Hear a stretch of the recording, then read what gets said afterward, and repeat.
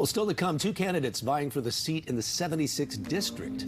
After the break, we'll be speaking with Christy Bruce Lane about her campaign. Stay with us. All right, the race for who will represent the 76th district is on. And joining us to discuss her campaign and why she wants to represent the district is candidate Christy Bruce Lane. Good morning, Christy. Nice to see you in person. Thank you. Thank you for having me. That's right. Now I'm here in person. Let's talk about the 76. What does that entail? What areas? So San Marcos, Rancho Bernardo, Escondido, Rancho Santa Fe, Fairbanks Ranch, San Pascual, Forest Ranch, Del Sur, Carmel Valley, Rancho Penasquitos. Okay, and there you can look. Everybody can look on their screen right there and see the outline of it. Okay, I think what's noteworthy here to start the interview is to let everybody know that you are currently an elected official. I am. I'm an elected official, and I fight for our water here in San Diego and try to raise awareness about water up and down the state. And what is your elected position? So I'm director of Division 4 at Alevenhain Municipal Water District. Oh, okay. Yeah. What made you decide to throw your hat in the ring for this district? Well, you know, Sacramento politicians aren't getting the job done. My opponent is hurting our families, our businesses, and our children. We have skyrocketing inflation. We have increased taxes. Crime has increased. Homelessness has increased. And our children are in the crosshairs. And I'm qualified to have the experience professionally, politically, and personally to run this race. And I decided to run because things are going the wrong direction.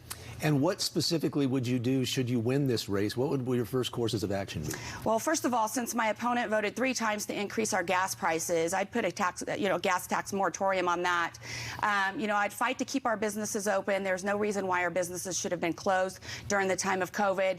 I would protect Prop 13, which prevents sharp increases in our houses, our house taxes. So those are just some of the things that we can do to help our families out. And one of the biggest issues everywhere we look in the state is homelessness. Yeah. That's right. So we've had double-digit increase in our homeless. Our encampments are up now. My opponent has turned his back on our homeless situation. I run an organization that actually aids in the transitioning of homeless children who've been impacted by childhood domestic violence. We see human trafficking, drug addiction, mental illness. We can no longer hide our homeless behind closed doors. That's not the answer. We have to wrap around strategically the resources we have to each individual. It's very complex, but we can do it. I know we can solve this crisis with those resources, and I've already formed the partnerships in the community to do that. And what about inflation? This is just things that are top of everybody's mind. Gas prices, inflation. You mentioned gas prices. Yeah. What can we do to bring those down? Yeah, gas prices are out of control. Yeah. You know, our families, I am so outraged that our families are paying, having to choose between groceries and gas right now. That should never be the issue. So we need to provide relief to those families, and it starts at the state level.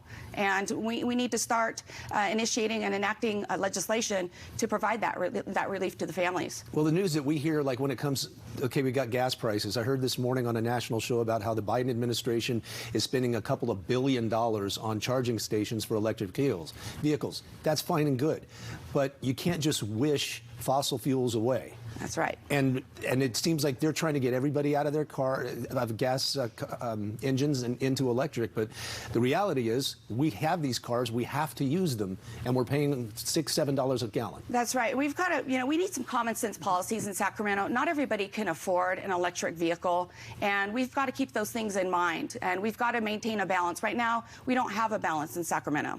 No, we don't have a balance in Sacramento. But the hardest position I would think to be in would be a Republican in Sacramento.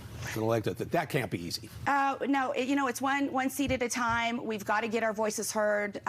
We've got to raise our voices as well. People have got to get out and vote.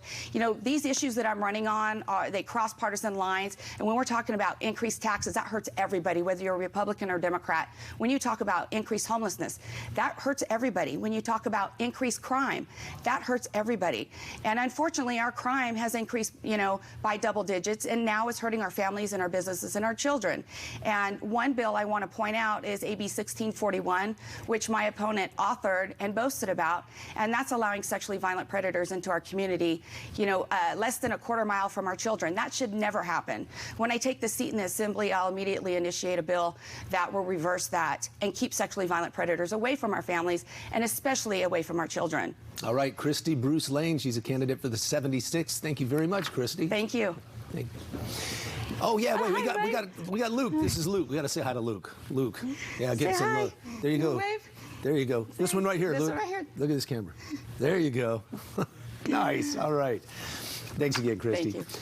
All right, Christy Bruce Lane is running against Brian Mainshine for the District 76 seat, and we've reached out to Brian Mainshine for an interview, and we are waiting for his response. So far, we haven't heard back.